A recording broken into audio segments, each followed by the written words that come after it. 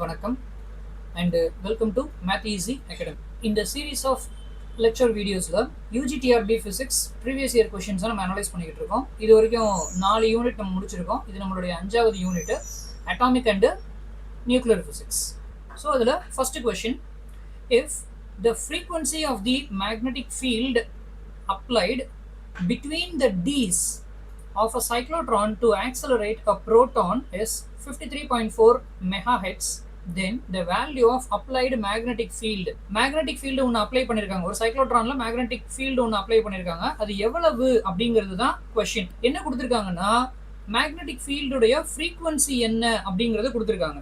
So given is frequency and கேட்கறது என்ன magnetic field. So இது ரிலேட் பண்ற relation F is equal to QB divided by 2 pi m. இதுல m அப்படிங்கிறது mass of a proton, அதே மாதிரி q அப்படிங்கிறது அதோடைய சார்ஜ். இந்த ரிலேஷனை b is equal to நம்ம எப்படி மாடிஃபை பண்ணிக்கலாம், 2 pi m f divided by q அப்படின்னு எழுதுவோம். ஸோ நமக்கு தேவை b தான். அப்போ b is equal to 2 into 3.14 into mass of a proton is 1.67 into 10 to the power minus 27 kilogram into frequency எவ்வளவு கொடுத்திருக்காங்க 53.4 megahertz. So into 10 power 6 divided by charge of a proton is 1.6 into 10 power minus 19 coulomb. So இது 5.6 into 10 power minus 19 divided by 1.6 into 10 to the power minus 19, and the value is approximately 3.5 Weber per meter square. So option B தான் இதுக்கு கரெக்டான choice. Number of neutrons generated by a single neutron in uranium 92-235 during nuclear fission. ஒரு uranium 92-235 ஒரு நியூட்ரானை வச்சு bombard பண்றாங்க. So இங்க நமக்கு fission அப்படிங்கிற ப்ராசஸ் நடக்கும் அப்படின்னு நமக்கு தெரியும். பொதுவாக யுரேனியத்தை பொறுத்த வரைக்கும் 2 விதமான ஃபிஷன் ப்ராசஸ் இருக்கு. ஆக்சுவலா நிறைய ஃபிஷன் ப்ராசஸ் இருக்கு. யுரேனியம் 92-235 நிறைய டாட்டர் நியூக்ளியஸை ஃபார்ம் பண்ணும். அதுல மோஸ்ட் காமனா நம்ம 2 விதமா அதை நம்ம பிரிக்கலாம். எப்படின்னா, ஒரு ப்ராசஸ்ல 2 நியூட்ரான் உருவாகும், இன்னொரு ப்ராசஸ்ல 3 நியூட்ரான் உருவாகும். ஸோ அதிகபட்சமா 2 அல்லது 3 நியூட்ரான் தான் உருவாகும். சே ஃபார் எக்ஸாம்பிள், இப்போ நான் ஒரு ப்ராசஸ் எடுத்துக்கிறேன். இதுல ஸ்ட்ராண்டியம் அண்ட் ஜெனான் உருவாகுது. இப்போ இந்த ப்ராசஸ்ல 2 நியூட்ரான் ரிலீஸ் ஆகும். இதே மாதிரி இன்னொரு ப்ராசஸ்ல பாத்தீங்கன்னா பேரியம் அண்ட் கிரிப்டான், இந்த ப்ராசஸ்ல 3 நியூட்ரான் ரிலீஸ் ஆகும். அதிகபட்சமா 3 நியூட்ரான் தான் உருவாக முடியும். இதுல இன்னொரு ஒரு கேள்வி கூட கேட்கலாம், average number of neutrons released during fission. ஆவரேஜா எவ்வளவு நியூட்ரான்ஸ் ரிலீஸ் ஆகும்? அஃப்கோர்ஸ் 1ல 2 இன்னொன்னுல 3ங்கும் போது ஆவரேஜா 2.5 நியூட்ரான் உருவாகிறதுக்கான வாய்ப்பு இருக்கு. தியரிட்டிக்கலா, இது தியரிட்டிக்கலா 2.5 நியூட்ரான்னா 2.5 நியூட்ரான் அர்த்தம் எடுத்துக்க கூடாது. தியரிட்டிக்கலா ஆவரேஜ் வேல்யூ 2.5. ஓகே, இங்க நமக்கு கொடுத்திருக்கிறது படி பார்த்தோம்னா ஆப்ஷன் ஏ தான் கரெக்ட்.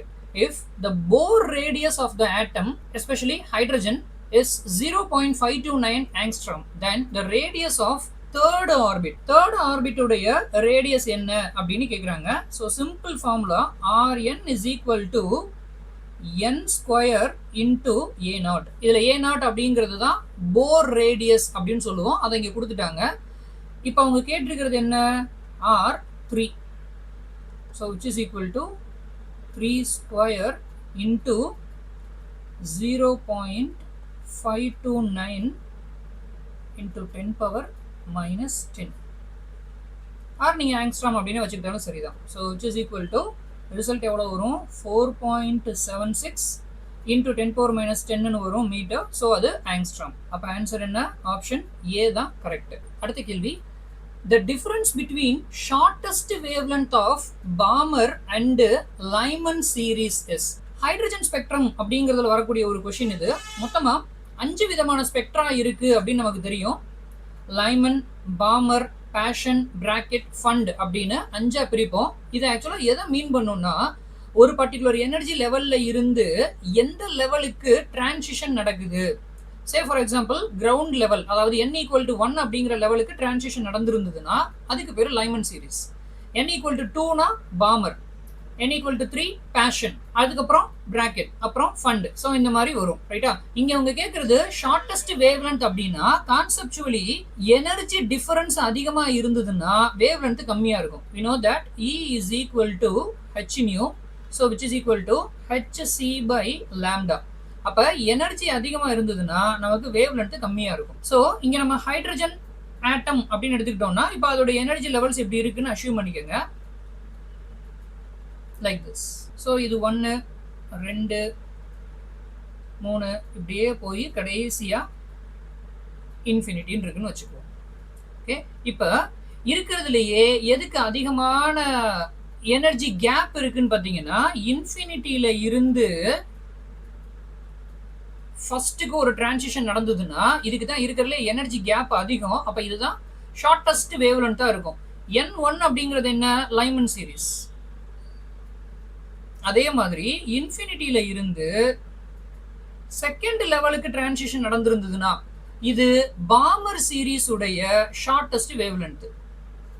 ஸோ அவங்க என்ன கேட்குறாங்கன்னா இந்த ரெண்டுக்கும் இடைப்பட்ட டிஃபரன்ஸ் என்ன அப்படின்னு கேட்குறாங்க. ரொம்ப சிம்பிளான ஒரு கேள்வி. ஸோ இதுக்கு நம்ம என்ன யூஸ் பண்ண போகிறோம்? Of course ரிட்பர்க்ஸ் formula. ஸோ அதன்படி பார்த்தீங்கன்னா 1 by lambda is equal to Rydberg constant R into 1 by n1 square minus 1 by n2 square. So இதில் எல்லாத்துலேயுமே n2 அப்படிங்கிறது எங்கே இருந்து ஜம்ப் நடக்குது அப்படிங்கிறது தான். ஷார்டஸ்ட் வேவ் லென்த் வேணும்னா n2 equal to infinity. Okay, so அப்போ நம்ம ஃபஸ்ட்டு லைமன் சீரிஸ் எடுத்துக்குவோம். லைமனுடைய ஷார்டஸ்ட் வேவ் லென்த்தை 1 by lambda Lன்னு வச்சுக்கலாம், which is equal to R into 1 by n1. லைமன் சீரிஸுக்கு எவ்வளவு? 1. ஸோ 1 மைனஸ் இந்த வேல்யூ 0ன்னு ஆகிடும். அப்போது இதில் இருந்து நம்ம என்ன சொல்லலாம்? lambda L is equal to 1 by R.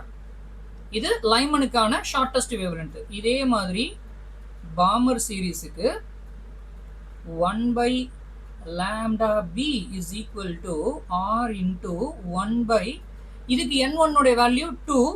so 2 square minus 0 which is equal to R by 4. so lambda B is equal to 4 by R. so அவங்க கேட்டிருக்கிறது இந்த ரெண்டுக்குமான டிஃபரன்ஸ். அஃப்கோர்ஸ் டிஃபரன்ஸ் எவ்வளவு? 3 by R அப்படிங்கிறது தான் டிஃபரன்ஸ். So option B. இவங்க எல்லாரும் நம்ம அகாடமியோடைய அச்சீவர்ஸ். கடந்த பிஜிடிஆர்பி எக்ஸாம் கிளியர் பண்ணி போஸ்டிங் வாங்கியிருக்கிறவங்க. அவங்களுக்கு ஒரு வாழ்த்துக்களை சொல்லிட்டு இப்போ நம்ம அகாடமியில் UG and PGTRB classes July மந்த்ல இருந்து ஸ்டார்ட் ஆகுது. July 1st PGTRB with first instalment fee of ₹2000.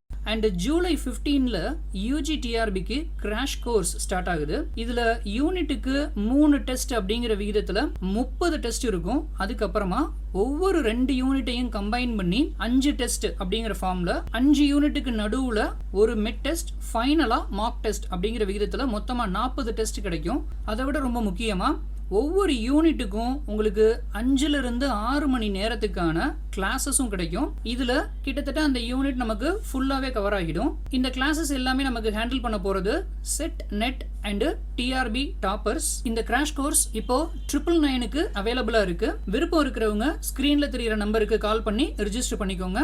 இப்போ நம்ம வீடியோவை கண்டினியூ பண்ணலாம். Mass number A, atomic number M, packing fraction என்ன அப்படின்னு கேட்டிருக்காங்க. ஸோ இதுக்கான answer option C. F is equal to M minus A divided by A. அடுத்த question, which of the following numbers are not representing the magic number? magic number எது represent பண்ணல? அப்ப முதல்ல magic numbers என்னென்ன? 2, 8, 20, 28, 50, 82, 126. So இது எல்லாத்தையும் தான் நம்ம மேஜிக் நம்பர்ஸ் அப்படின்னு சொல்கிறோம். அப்போ இதில் வராத நம்பர் என்ன இருக்குன்னு பாருங்கள். 2, 8, 20 இருக்குது, 8, 20, 82, 20, 50, 126 இருக்குது, 18 இது இல்லை. So option D. Zeeman effect is which of the following phenomenon? First of all, Zeeman effect அப்படிங்கிறது என்னது? Splitting of spectral lines in the presence of magnetic field. ஒரு ஆட்டத்தை மேக்னெட்டிக் ஃபீல்டில் வைக்கும்போது அதோட ஸ்பெக்ட்ரல் லைன்ஸ் ஸ்பிளிட் ஆச்சுன்னா அதை தான் நம்ம ஜீமன் எஃபெக்ட்னு சொல்றோம். இதே எலக்ட்ரிக் ஃபீல்டில் வைக்கும்போது ஸ்பிளிட் ஆச்சுன்னா அதை நம்ம ஸ்டார்க் எஃபெக்ட்னு சொல்லுவோம். ஓகே, ஸோ அப்போ நம்ம இந்த ஜீமன் எஃபெக்ட் என்ன சொல்லலாம்? மேக்னெட்டிக் ஃபீல்டுனால ஸ்பெக்ட்ரல் லைன்ஸ் ஸ்பிளிட் ஆகுது. மேக்னெட்டிக் ஃபீல்டுனால ஸ்பெக்ட்ரல் லைன்ஸ் ஸ்பிளிட் ஆகுது. ஸோ இதை மேக்னெட்டோ ஆப்டிக்கல் எஃபெக்ட் அப்படின்னு சொல்லலாம். So option A. According to Bohr atom model, the energy level of an atom with the atomic number Z can be obtained by the formula. Bohr atom மாடல்ல ஒரு ஆட்டத்துடைய energy level அதுக்கான formula என்ன? So இதுக்கான answer என்னன்னா option C. Of course இதை நீங்கள் ஹைட்ரஜனுக்கு ஈஸியாக apply பண்ணி பார்த்தீங்கன்னாலே தெரிஞ்சிடும். ஹைட்ரஜனுக்கு இந்த வேல்யூ என்ன வரணும் அப்படின்னா -13.6 divided by n square electron volt. This is for hydrogen. The space quantization and spinning of electron can be explained by எந்த மாடல் ஸ்பேஸ் குவான்டைசேஷனையும் ஸ்பின்னிங் ஆஃப் எலக்ட்ரான் அப்படிங்கிறதையும் எக்ஸ்பிளைன் பண்ணுது? ஆக்சுவலாக ஆன்சர் என்னன்னா vector atom model. So vector atom model எதெல்லாம் explain பண்ணும் அப்படின்னு பார்த்தீங்கன்னா orbital angular momentum, spatial quantization and spinning of electron, இது எல்லாத்தையும் எக்ஸ்பிளைன் பண்ணுறது தான் வெக்டர் ஆட்டம் மாடலுடைய objective. Which one of the following is explained is explained using Stern-Gerlach experiment. Actually இந்த Stern and Gerlach experiment vector atom மாடலுடைய supplement பண்ணக்கூடிய ஒரு experiment தான். ஸோ நம்ம வெக்டர் ஆட்டம் மாடலில் என்னெல்லாம் சொன்னோம்? ஆர்பிட்டல் ஆங்குலர் மொமெண்டம், அதுக்கப்புறமா எலக்ட்ரானுடைய spin and spatial quantization. So இது எல்லாத்தையும் வெக்டர் ஆட்டம் மாடல் பேசுது அப்படின்னு சொன்னோம் இல்லையா? ஸ்டர்ன் அண்ட் ஜெர்லாக் எக்ஸ்பெரிமெண்ட் இது எல்லாத்தையும் ப்ரூவ் பண்ணுது. ஸோ ஆக்சுவலி இந்த கொஸ்டினுக்கு answer A, existence of electron spin, அதே மாதிரி C, existence of spatial quantization, இந்த ரெண்டையுமே இது எக்ஸ்பிளைன் பண்ணுது. Neptunium is formed when uranium-92-238 is bombarded with low energy neutrons வச்சு நீங்க bombard பண்ணும்போது நெப்டியூனியம் ஃபார்ம் ஆகும். If the value of Rydberg constant is given, then the wavelength of the first Paschen series ன்னு கேட்டிருக்காங்க. Already நம்ம பார்த்தா அதே question மாதிரியே தான் இதுவும். ஸோ பேஷன் சீரீஸ் அப்படிங்கும்போது n equal to 3 and first line கேட்டிருக்காங்க. அப்போ n2 இஸ் ஈக்குவல் டு இமீடியட்டாக இருக்கணும் 4. ஸோ ஃபார்முலா படி 1/λ is equal to R into 1/n1 square. So 3 square 9 minus 1/4 square is 16.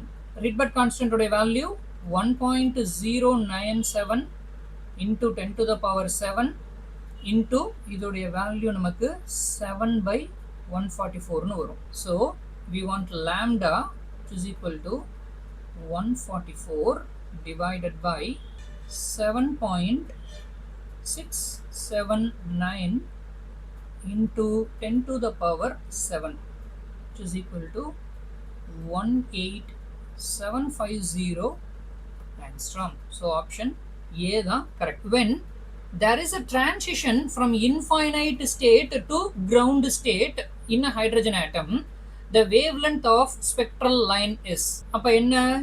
n1 is equal to 1 and n2 is equal to எங்க இருந்துன்னு சொல்லியிருக்காங்க? infinity. அப்ப 1/λ is equal to 1/r into 1/1 minus 0. So from this lambda is equal to 1/r. So option B the answer. An atom whose Z or N is equal to magic numbers, the value of binding energy in binding energy curve is. Actually binding energy per nucleon அப்படின்னு ஒரு curve வரும் நம்ம nuclear பிசிக்ஸ்ல. So இந்த பக்கம் binding energy and இங்க atomic mass. இதை பார்த்தீங்கன்னா இப்படி ஒரு கிராஃப் ஒன்று உருவாகும். லைக் திஸ் இப்படி இருக்கும். இப்போ இதில் இந்த கரஸ்பாண்டிங் பீக்ஸ் இருக்கு இல்லையா, இதுக்கு என்ன காரணம் அப்படிங்கிறத எக்ஸ்பிளைன் பண்ணுறது தான் ஷெல் மாடலுடைய வேலை. இந்த ஷெல் மாடலில் தான் மேஜிக் நம்பர்ஸ் அப்படிங்கிறத எக்ஸ்பிளைன் பண்ண ட்ரை பண்ணும். அந்த மேஜிக் நம்பர்ஸ் என்னன்னா இந்த நம்பர்ஸ் தான். இங்கே நம்ம மார்க் பண்ணியிருக்கிற இந்த எல்லா நம்பர்ஸும் தான் மேஜிக் நம்பர்ஸ். இந்த நம்பர்ஸை ஒன்று நம்பர் ஆஃப் ப்ரோட்டான்ஸாவோ இல்லை நம்பர் ஆஃப் நியூட்ரான்ஸாவோ ஒரு எலிமெண்ட் வச்சுருந்ததுன்னா அது ஹைலி ஸ்டேபிளாக இருக்குங்கிறத தான் இந்த கிராஃப் நமக்கு காட்டுது. இப்போ இந்த பாயிண்ட் எல்லாம் பாத்தீங்கன்னா இந்த பாயிண்ட்டுக்கு அப்புறம் ஒரு டிஸ்கண்டினியூட்டி உருவாகுது. இந்த பாயிண்ட்டுக்கு அப்புறம் மறுபடியும் ஒரு டிஸ்கண்டினியூட்டி, அகைன் a discontinuity. அப்ப ஒரு high value followed by discontinuity. So இங்க நமக்கு என்னன்னா ஆப்ஷன் சி தான் correct, high and discontinuous. Which one of the following is a new family of leptons? Actually இதுக்கான ஆன்சர் என்னன்னா டவான்ஸ். இந்த டவான்ஸை தேர்ட் ஜென்ரேஷன் ஆஃப் லெப்டான்ஸ் அப்படின்னு சொல்லுவோம், தேர்ட் ஜென்ரேஷன் ஆஃப் லெப்டான்ஸ். வேறஸ் நீங்க இந்த மற்ற மூணையும் எடுத்துக்கிட்டீங்கன்னா இது ஆக்சுவலா லெப்டான்ஸே கிடையாது, இது எல்லாமே மேசான்ஸ். பயான்ஸ் அப்படிங்கிறது பை மேசான்ஸ், கேயான்ஸ் அப்படிங்கிறது கே மேசான்ஸ் சொல்லுவோம். இந்த பை மேசான் அப்படிங்கிறதும் பயான்றதும் ஒன்று தான். ஸோ இது எல்லாமே மேசானிக் ஃபேமிலி மேசான்ஸ், ஒன்று மட்டும்தான் லெப்டான். ஸோ இதோட நமக்கு நியூக்ளியர் ஃபிசிக்ஸ் உடைய ப்ரீவியஸ் இயர் கொஸ்டின் அனாலிசிஸ் முடிஞ்சுது. ஐ ஹோப் இந்த வீடியோ உங்களுக்கு யூஸ்ஃபுல்லாக இருந்திருக்கும் அப்படின்னு நம்புகிறோம். இது மாதிரி வீடியோக்களுக்கு நம்மளுடைய சேனலை சப்ஸ்கிரைப் பண்ணிக்கோங்க. தேங்க்யூ.